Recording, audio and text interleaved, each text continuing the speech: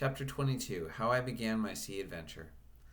There was no return of the mutineers, not so much as another shot out of the woods. They had got their rations for that day, as the captain put it, and we had the place to ourselves, and a quiet time to overhaul the wounded and get dinner. Squire and I cooked outside in spite of the danger, and even outside we could hardly tell what we were at, for horror of the loud groans that reached us from the doctor's patients. Out of the 8 men who had fallen in the action, only 3 still breathed, that one of the pirates who had been shot at the loophole, Hunter, and Captain Smollett.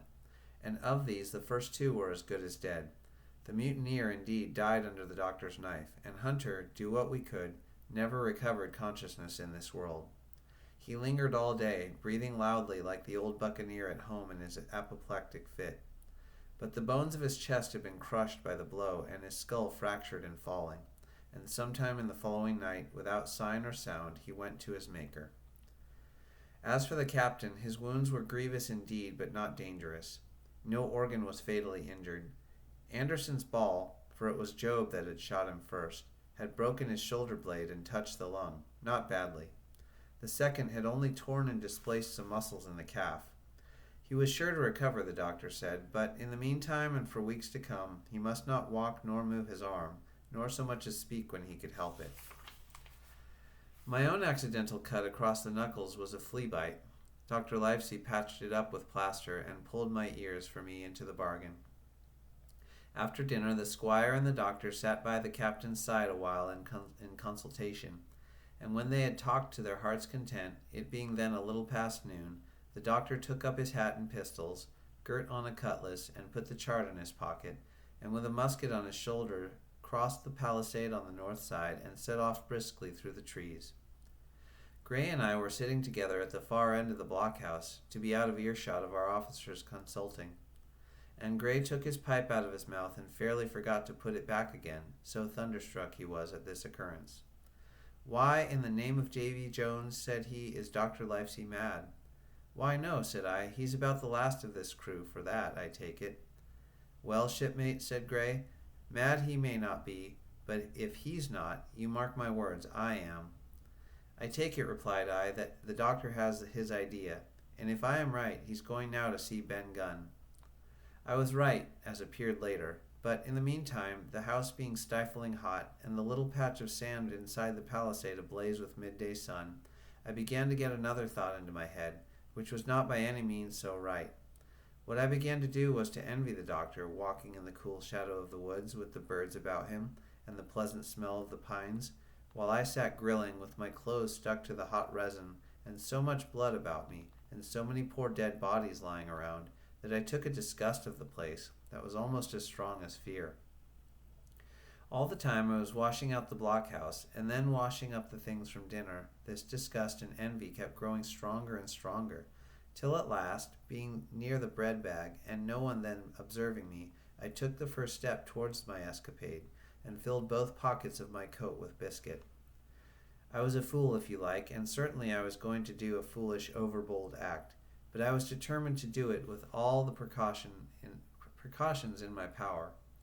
These biscuits, should anything befall me, would keep me, at least, from starving till far on in the next day. The next thing I laid hold of was a brace of pistols, and as I already had a powder horn of bullets, I felt myself well supplied with arms. As for the scheme I had in my head, it was not a bad one in itself. I was to go down the sandy spit that divides the anchorage on the east from the open sea, find the white rock I had observed last evening, and ascertain whether it was there or not that Ben Gunn had hidden his boat. A thing quite worth doing, as I still believe. But as I was certain I should not be allowed to leave the enclosure, my only plan was to take French leave, and slip out when nobody was watching. And that was so bad a way of doing it as made the thing itself wrong. But I was only a boy, and I had made my mind up. Well, as things at last fell out, I found an admirable opportunity. The squire and Gray were busy helping the captain with his bandages. The coast was clear. I made a bolt for it over the stockade and into the thicket of the trees, and before my absence was observed, I was out of cry of my companions.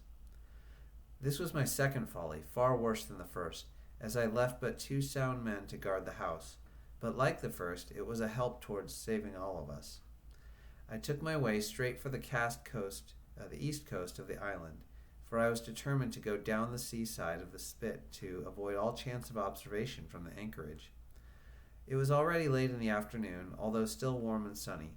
As I continued to thread the tall woods, I could hear from far before me not only the continuous thunder of the surf, but a certain tossing of foliage and grinding of boughs which showed me the sea breeze had set in higher than usual. Soon cool draughts of air began to reach me, and a few steps farther I came forth into the open borders of the grove, and saw the sea lying blue and sunny to the horizon, and the surf tumbling and tossing its foam along the beach. I have never seen the sea quite round Treasure Island. The sun might blaze overhead, the air be without a breath, the surface smooth and blue, but still these great rollers would be running along all the external coast, thundering and thundering by day and night, and I scarce believe there is one spot in the island where a man would be out of earshot of their noise. I walked along beside the surf with great enjoyment, till, thinking I was now got far enough to the south, I took the cover of some thick bushes, and crept wearily up to the ridge of the spit. Behind me was the sea, in front the anchorage. The sea breeze, as though it had the sooner blown itself out by its unusual violence, was already at an end. It had been succeeded by light, variable airs from the south and southeast, carrying great banks of fog, and the anchorage under lee of Skeleton Island lay still and laden as when we first entered it.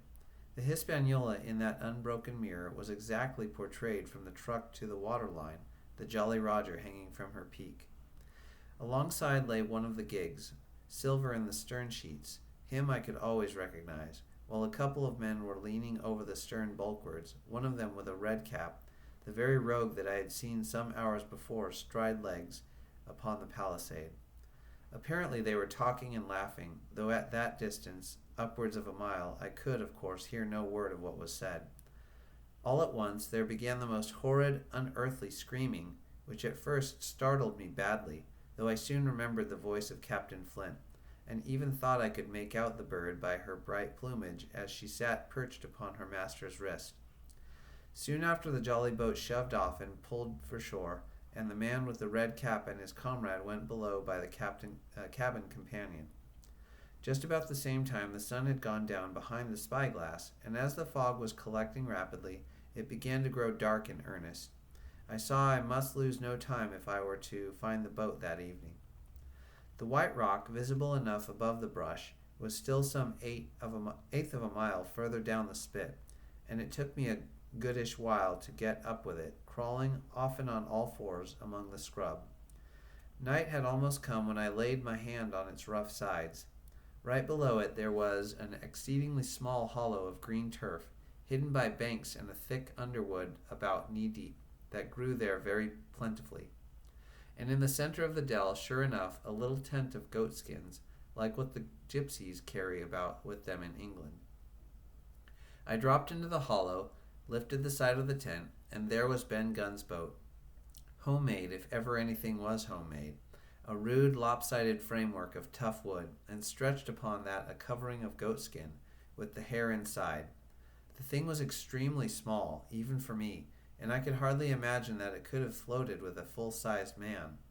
There was one thwart set as low as possible, a kind of stretcher in the bows, and a double paddle for propulsion. I had not then seen a coracle, such as the ancient Britons made, but I have seen one since, and I can give you no fairer idea of Ben Gunn's boat than by saying it was like the first and the worst coracle ever made by man. But the great advantage of the coracle it certainly possessed, for it was exceedingly light and portable. Well, now that I had found the boat, you would have thought I had had enough of truantry for once, but in the meantime I had taken another notion, and become so obstinately fond of it that I would have carried it out, I believe, in the teeth of Captain Smollett himself. This was to slip out under cover of the night, cut the Hispaniola adrift, and let her go ashore where she fancied. I had quite made up my mind that the mutineers, after that repulse of the morning, had nothing nearer their hearts than to up anchor and away to sea. This, I thought, it would be a fine thing to prevent, and now that I had seen how they left their watchmen unprovided with a boat, I thought it might be done with little risk. Down I sat to wait for darkness, and made a hearty meal of biscuit. It was a night out of 10,000 for my purpose. The fog had now buried all heaven. As the last rays of daylight dwindled and disappeared, absolute blackness settled down on Treasure Island. And when at last I shouldered the coracle and groped my way stumblingly out of the hollow where I had supped, there were but 2 points visible on the whole anchorage. One was the great fire on shore, by which the defeated pirates lay carousing in the swamp. The other, a mere blur of light upon the darkness, indicated the position of the anchored ship. She had swung round to the ebb. Her bow was now towards me. The only lights on board were in the cabin, and what I saw was merely a reflection on the fog of the strong rays that flowed from the stern window. The ebb had already run some time, and I had to wade through a long belt of swampy sand where I sank several times above the ankle before I came to the edge of the retreating water, and wading a little way in, with some strength and dexterity, set my coracle keel downwards on the surface.